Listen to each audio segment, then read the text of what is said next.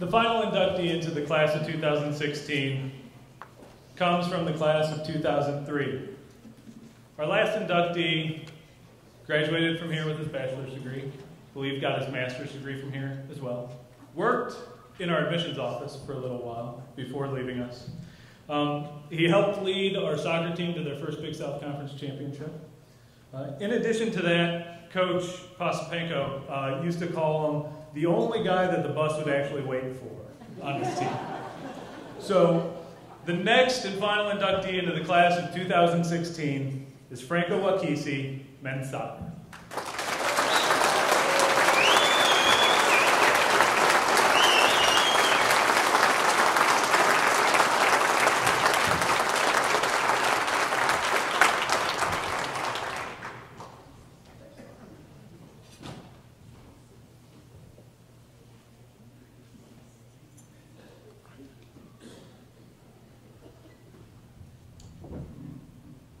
A little bit nervous, but I'll hold on tight. Joel, I'll shoot from the hip.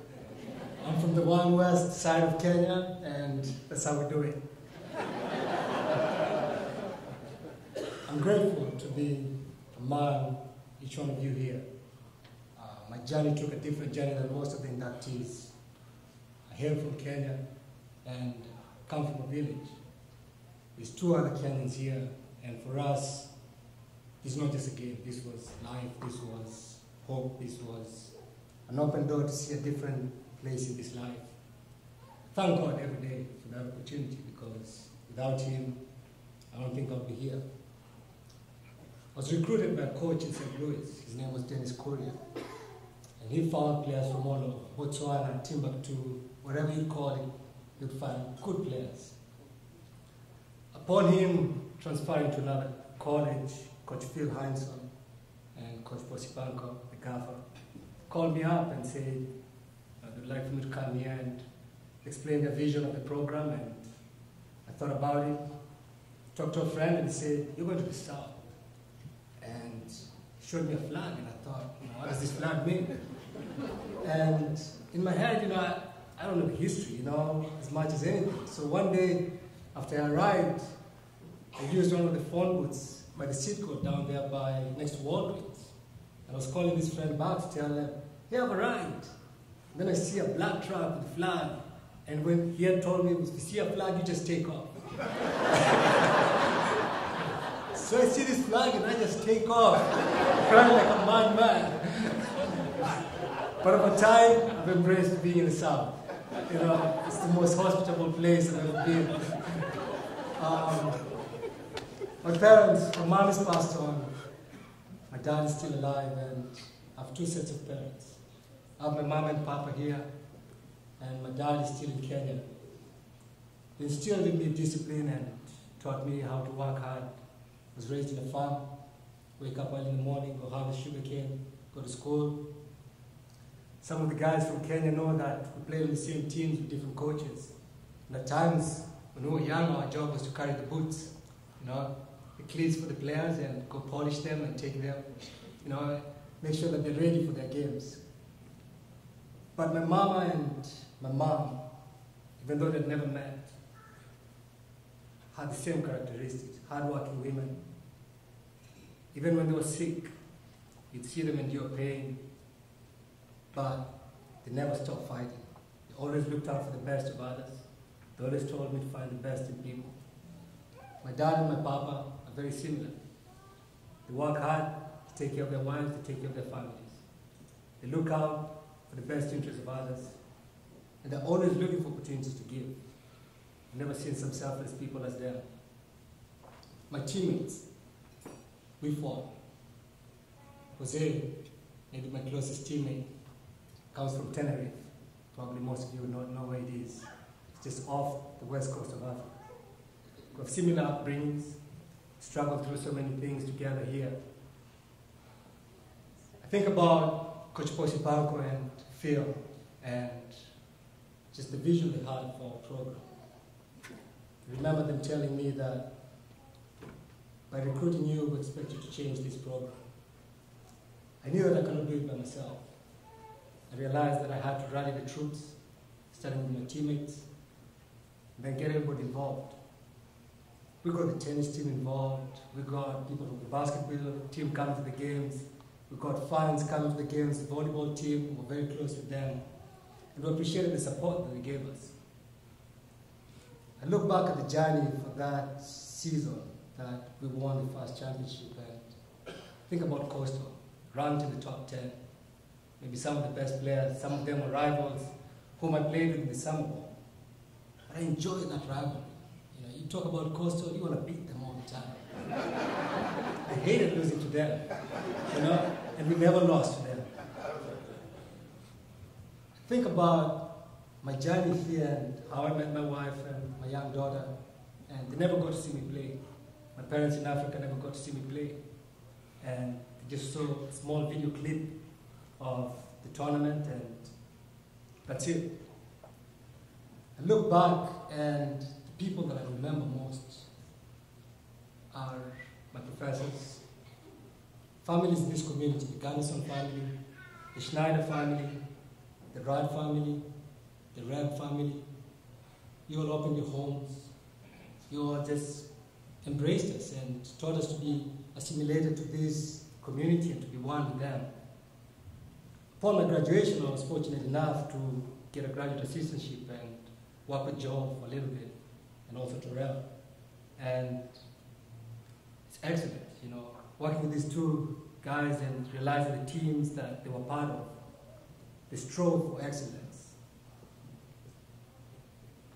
Sometimes we forget the people who make this campus right. And some of the best friends I had are the people who cut the grass, the people who painted. And there's a special lady that's here. I'll come off the gym, and if you're on the west side of the Coliseum, there's a little nook, and it's a place where one of the custodians used to sit.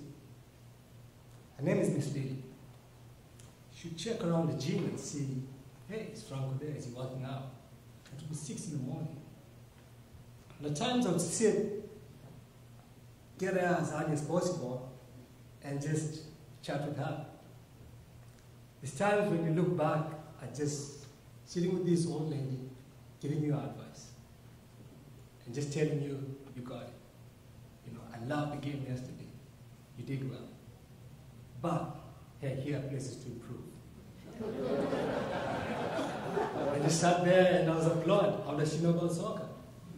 But the details she gave me, sitting there praying with her, showing me Bible verses. I look at them cleaning the campus. I look at the guys who cut the fields. And I'm in awe. They did it in excellence. I look back at what the organization and the institution has been. Sometimes a struggle. A couple of years were excellent. A few years later, we're not on the map at all. And ask myself what happened. Sometimes we have to look back and realize who we are. We're eagles. We fly high. We can't take down the chickens. Really, we have to return this program to an institution that strives for excellence. An institution that flies high. These young players like Andrew Wright, who I coached when he was a little kid, and now he's part of the program. I look back and I would tell him, take every opportunity, every chance, make the best out of it. I work in the medical field. At times I'm called into an operating room when they're performing surgery. You have to stay calm to take care of medical equipment. Think of the sports we play here. Think of the lives that are touched. The coaches who've been here, Coach Huda, these Bible studies in the morning, transformed so many people. Coach Marshall, think about the players who've changed through here. Joe, the Breakfast Club, just waking up early in the morning and working out together. I embrace this community. I embrace this institution. You all gave me more than I would ever deserve. And being part of this Hall of Fame is more than I would ever imagine. In closing, I would like to encourage each one of you. going through changes. The new president. Think about President George. During our last game, rushing from the air to just come watch us play the big sound. And as soon as he arrived, got out of his car, stepped into the field, we scored the winning goal.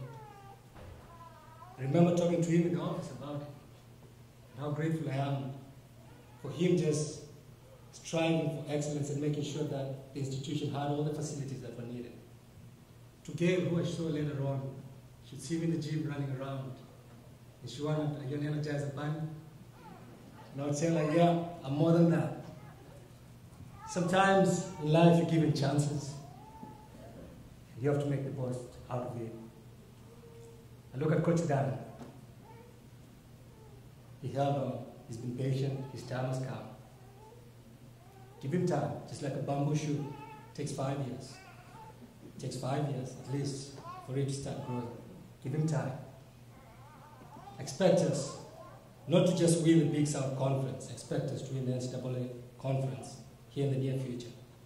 And we all, in this room, if we put our minds together, if we put our resources together, and support this institution, it could be one of the best institutions in this country. I thank each one of you who's here, and Miss Lily, for the memories we had in that little closet. I'm forever grateful to you. And all the custodians whom I got to know, and the guys who cut the grass, I'm forever grateful to you all for the stories you told me, for the newspaper clippings that you had that I never thought you did have. I thank you all so much. Thank you.